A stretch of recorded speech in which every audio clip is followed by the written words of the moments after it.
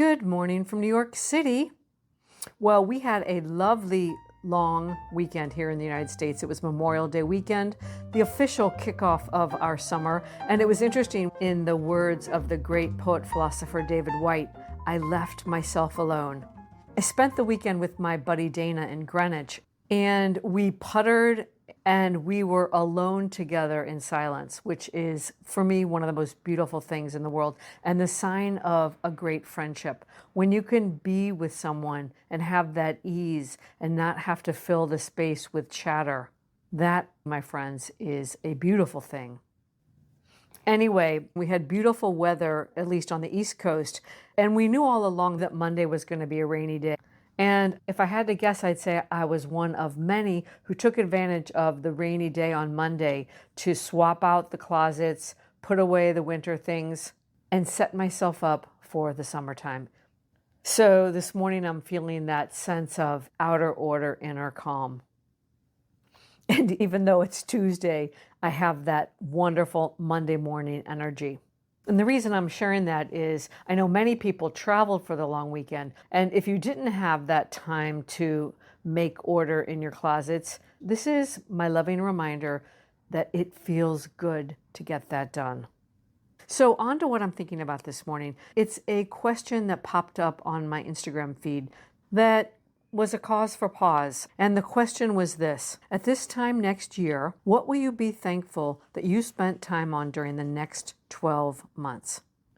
To me, this question feels like a beautiful invitation, more playful and like an invitation to think about what's important. It's not like, what do you want to accomplish?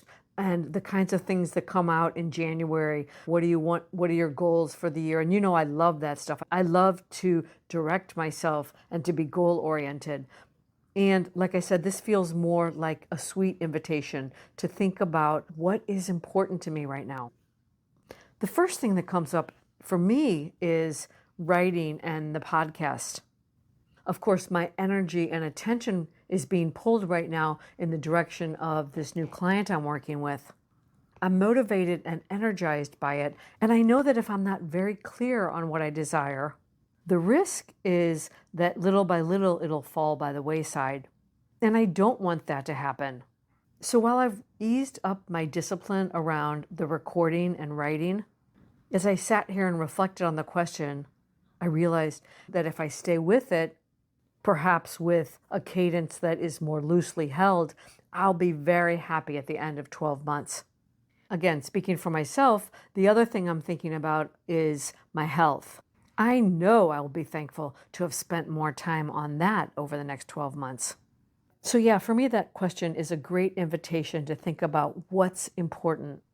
It's making me think of a great line that I have written at the beginning of my journal, and it's this: where your attention goes, energy flows.